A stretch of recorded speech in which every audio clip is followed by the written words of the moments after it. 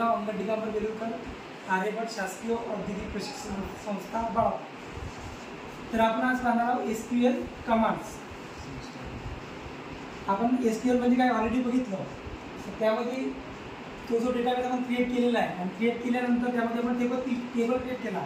तर त्या टेबलसुद्धा आपण कोणकोणते ऑपरेशन परफॉर्म करू शकतो, कोणकोणते क्वेरी आपण थ्रो करू शकतो ते आपण आज पाहणार आहोत.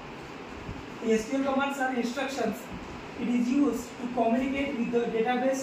It is also used to perform specific tasks, functions and queries of data. आता ॲक्च्युली इन्स्ट्रक्शन म्हणजे काय किंवा कमांड म्हणजे काय? कमांड म्हणजे काय? इन्स्ट्रक्शन. आणि इन्स्ट्रक्शनला आपण काय म्हणू शकतो? क्युरी. क्युरी म्हणजे काय? आपण जेव्हा काही सर्च करतो म्हणजे काय करतो नेमकं? क्युरी करतो ना आपण, किंवा मला हे पाहिजे तर तेवढाच रिपोर्ट तुमच्या समोर डिस्प्ले होते.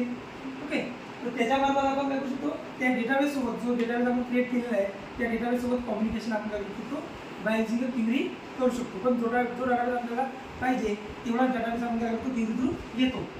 त्यामध्ये स्पेसिफिक टास्कमध्ये म्हणजे जेवढे आपल्याला कॉलम पाहिजे तेवढे कॉलम तुम्ही घेऊ शकता. त्यानंतर वेगवेगळे फंक्शन त्यावरती अप्लाय करू शकता आणि वेगवेगळे क्युरी जे आहेत ते त्यावरती थ्रो करू शकता.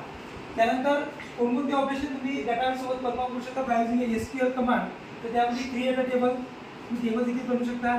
त्यानंतर त्या टेबलमध्ये डेटा ॲड करू शकता डाटा.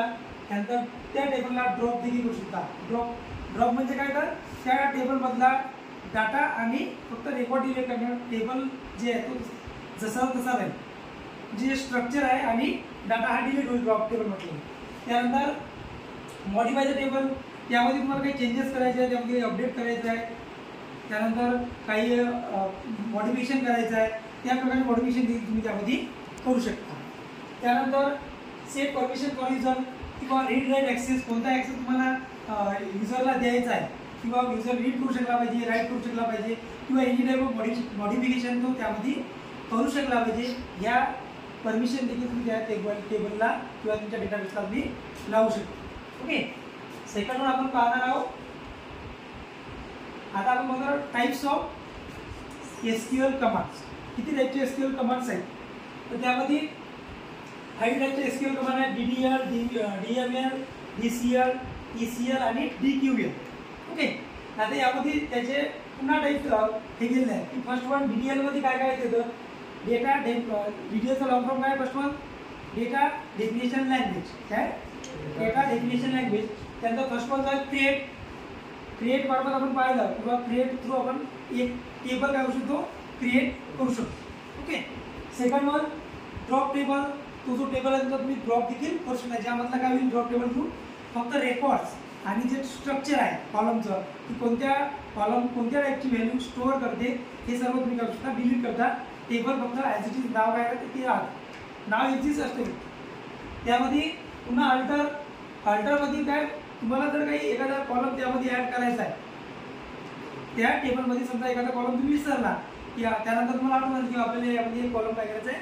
ॲड करायचा आहे. तर तुम्ही अल्टर टेबल थ्रू काय करू शकता? त्या टेबलमध्ये एखादा एक्स्ट्रा कॉलम हा ॲड करू शकता.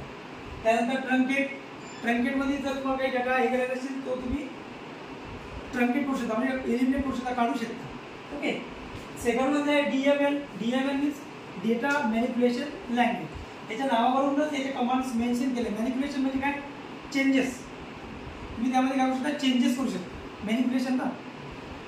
फर्स्ट वन इन्सर्ट, त्या जो टेबल तुम्ही बनवलेला आहे त्या टेबलमध्ये तुम्ही करू शकता डाटा इन्सर्ट करू शकता. ओके, त्यानंतर अपडेट, त्या टेबलमध्ये तुम्ही जो डाटा टाकलेला आहे, टाईप केला आहे, जर एखाद्या व्यक्तीचं नाव किंवा ऐन वेळेवर तुम्हाला जर काही रेकॉर्ड्स चेंज करायचे असेल जे ऑलरेडी एक्झिस्ट आहे, एखाद्याचा ॲड्रेस चेंज करायचा असेल, एखाद्याचा मोबाईल नंबर चेंज करायचा असेल किंवा अँड सो ऑन, जर तुम्हाला जो डाटा चेंज करायचा आहे विथ रिस्पेक्ट टू क्लाउज वापरून तुम्ही करू शकता त्या डेटाबेसमधला जो टेबल आहे त्या टेबलमधील डाटा तुम्ही करू शकता चेंज करू शकता by using a update statement किंवा अपडेट कमांड्स. त्यानंतर आहे लास्ट वन डिलीट. आता डिलीट आणि ड्रॉप मध्ये फरक एवढा आहे की ड्रॉप काय करते? तो जो तुमचा टेबलचा डाटा आहे, डाटा आणि स्ट्रक्चर कोणतं? जे कोणत्या टाईपचा कॉलम कोणत्या टाईपचा डाटा स्टोअर करत आहे ते जे सर्व जे स्ट्रक्चर असेल त्या तिथं डिलीट होते. पण इथं जेव्हा तुम्ही डिलीट करता तेव्हा त्या नावासहित म्हणजे ते नाव पण त्या डाटाबेस